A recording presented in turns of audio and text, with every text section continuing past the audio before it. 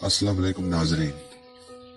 नजर न आने वाले सफेद धागों में परोई हुई फूलों की लंबी लंबी लड़ियों में सर से पांव तक छुपे हुए मोहम्मद अली पानीली में अपने दादा के घर से दूल्हा बनकर बारात के हमरा अपने होने वाले ससुर के घर की जानिब रवाना हुए, जहां 14 साल एमी बाई कीमती नई लिबास और भारी भरकम जेवरात पहने हाथों में मेहंदी रचाए दुल्हन बनी बैठी थी। उसके लिबास और चेहरे पर निहायत कीमती अतर छिड़का हुआ था। गांव के मौलवी साहब ने रस्म निकाह अदा की, कुरान हकीम से चंद आयात की तिलावत की गई और दोनों मियाँ बीवी हो गए। मेरे वालिद को कराची से आए चंद हफ्ते हो चुके थे और इन दोनों मवासलात के जरिए बहुत महदूद थे। नतीजतन ये हुआ कि वो पानीली बैठ कर अपने कारोबार के लिए फिक्रमंद होने लगे। बेसब्री और घबराहट का इजहार होने लगा और उन्होंने अपना फैसला सुना दिया। वो जल्द कराची वापस जाना चाहते हैं, मगर समाजी रसूम की अपनी एक ताकत हुआ करती है। खास तौर पर पुराने जमाने में एक दौर अफ्तादा गाँव में ये और भी सख्त थी। मुआशरती रस्म रिवाज को तोड़ना मुकद्दस मजहबी रवायात की पामाली करने के मुतरादिफ समझा जाता था। मेरे भाई के ससुराल वाले रवायात की सख्ती से पैरवी करने वाले लोग थे। उन्होंने ये बात शाइस्तगी मगर पूरी शिद्दत के साथ अपने समधी दिला भाई पर वाज़ेह कर दी थी कि उनकी बेटी दुल्हन बनने के बाद 3 माह तक अगर मुमकिन ना हो तो 1 माह तक क़याम जरूर करेगी। उसके बाद ही उसे उसकी दूल्हा के साथ कराची जाने की इजाजत दी जा सकती है।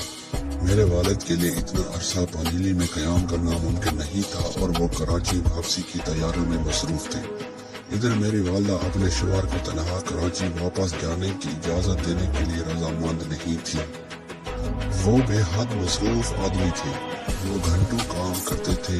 ऐसी सूरत में जरूरी था कि वालदा उनके साथ कराची वापस जाती, घर बार संभालती, वालिद के लिए खाना वगैरह बनाकर गर्मा गर्म उनको पेश करती। नौकरों पर कौन एतबार कर सकता है।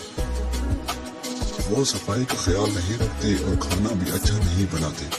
ना ही वो रात को साहिब खाना की आमद पर देर तक इंतजार कर सकते हैं और ना ही रात को उनकी वापसी पर गर्मा गर्म चपातियां बनाकर दे सकते हैं।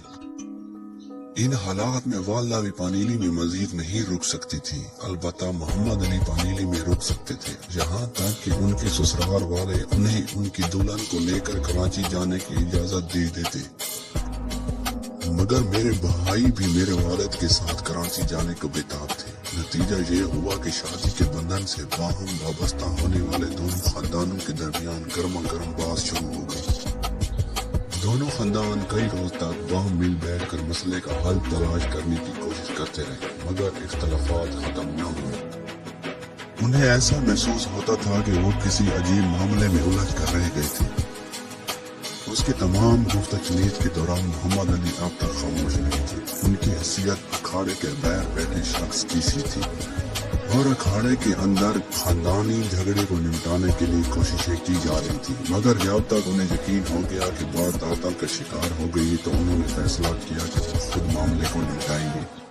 अपने वालिदैन को बताए बगैर मोहम्मद अली अपने ससुर और खुश दामन से मिलने चले गए। इन लोगों ने रस्म रिवाज के मुताबिक अपने दामाद का गर्मजोशी से खैर मुकदम किया और उनकी खूब तवाज़ो की।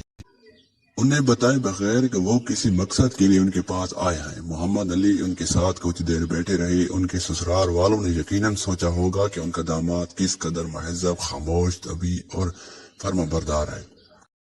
इस्तकबाल और खुशआमदीद वगैरह की रस्मात मुकम्मल हो जाने के बाद मोहम्मद अली ने निहायत पुख्ता लहजे में बात का आगाज किया। उन्होंने कहा उनके वालिदैन पानीली में क़याम नहीं कर सकते और उन्हें लाजमी तौर पर कराची वापस जाना है और यह कि वो खुद भी उनके साथ चले जाएंगे। वो अपनी दुल्हन भी साथ लेकर जाना चाहते हैं और उन्हें उम्मीद है कि दुल्हन के वालिदैन उस पर कोई एतराज नहीं होगा। लेकिन अगर उन्होंने गाँव के रस्म रिवाज के मुताबिक फैसला किया तो ठीक है, उनकी मर्जी। मेरे भाई ने कहा वो उन्हें अपने ससुराल वालों को ये बताने आए हैं कि उस सूरत में वो अपनी बेटी को अपने पास रख सकते हैं और जब चाहे उसे कराची भिजवा सकते हैं। दुल्हन के वालिदैन इस नौजवान की अपने ससुराल वालों से इस कदर बेबाकाना गुफ्तगू पर हैरान रहे। उन्होंने अपने दामाद को हैरत और फटी हुई आंखों से देखा। उनके गैर मुतवक्के मजबूत लहजे और साफ गोई पर उन्हें बहुत हैरत हुई। ताहम मोहम्मद अली ने अपनी बात जारी रखी और कहा कि वो जल्द ही 3 बरस के लिए कराची से यूरोप रवाना हो जाएंगे। شاید دلہن کے والدین اسے شوہر کی عدم موجودگی میں کراچی بھیجیں اور اسے 3 سال تک ان کی انگلینڈ سے واپسی کا انتظار کرنا پڑے۔ نوجوان بیٹا اس مسئلے کو سلجھانے میں کامیاب ہو چکا تھا، جس میں اس کے والدین کو ناکامی ہوئی تھی۔